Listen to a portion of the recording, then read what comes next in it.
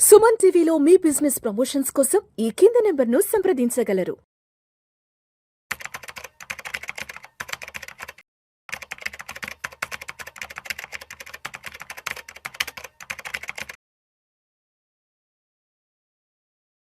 ప్రేక్షకులకి మీ రామచంద్రమూర్తి నమస్కారాలు. ఈ వీడియోలో మనం పశ్చిమాసియా దేశాల్లో ఉన్న ఉద్రిక్తతల వల్ల క్రూడ్ బాగా పెరుగుతుంది. ఇలాంటి సందర్భాల్లో చిరు వ్యాపారుల కోసం 2.5 లక్షల కోట్లతో కొత్త గ్యారంటీ స్కీమ్ అనేది ప్రభుత్వం తీసుకొచ్చింది. దీని గురించి ఈ వీడియోలో మనం డీటెయిల్గా తెలుసుకుందాం. వ్యాపారస్తులు చాలామంది కూడా మార్కెట్లో ఇబ్బంది పడుతున్నారు. సో వాళ్ళందరి కోసం మార్కెట్లో ఏం చేసిందంటే చిరు వ్యాపారస్తుల కోసం క్రెడిట్ గ్యారంటీ స్కీమ్ అని చెప్పి 2.5 లక్షల కోట్లు మార్కెట్లో ఇది తీసుకొచ్చారు.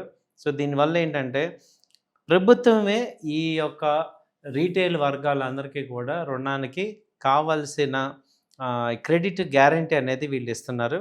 సో బ్యాంకులు, ఫైనాన్షియల్ ఇన్స్టిట్యూట్స్, అలాగే micro, small, medium enterprises, SMEs దాదాపు 2.5 లక్షల కోట్ల రుణాలు ఇస్తున్నారు.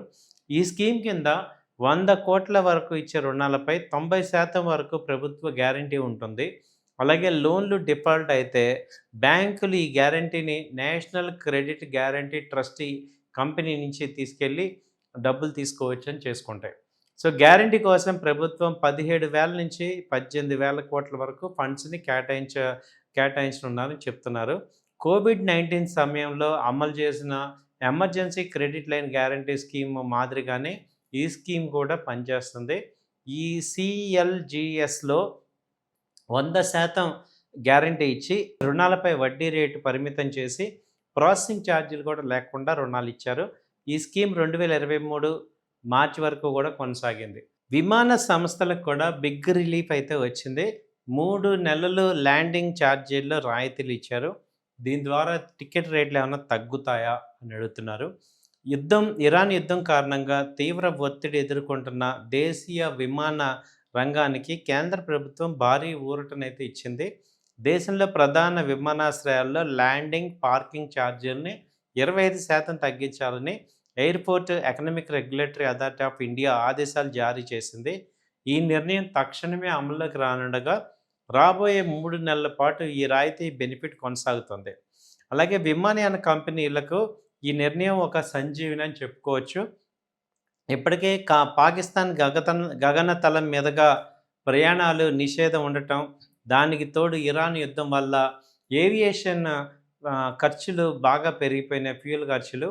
ఈ విమానయాన సంస్థల మొత్తం వ్యయంలో ఇంధనం, సిబ్బంది, తర్వాత ఎయిర్పోర్ట్ ఛార్జీలే 3వ అతిపెద్ద ఖర్చుగా ఉన్నట్టు ఇంటర్నేషనల్ ఎయిర్ ట్రాన్స్పోర్ట్ అసోసియేషన్ చెప్పింది.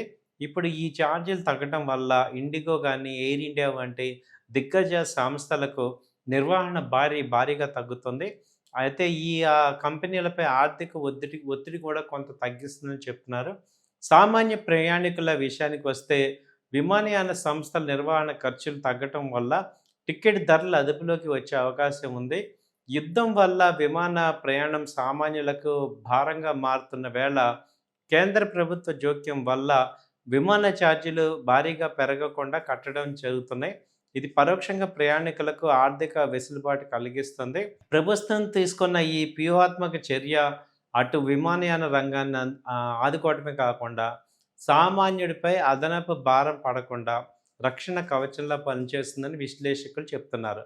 మొత్తానికి ల్యాండింగ్ అండ్ పార్కింగ్ ఛార్జీల్లో తగ్గింపులు, పెరిగిన ఖర్చులతో ఆర్థికంగా ఇబ్బంది పడుతున్న విమాన సంస్థలకు ఇది ఊరటనిస్తుంది.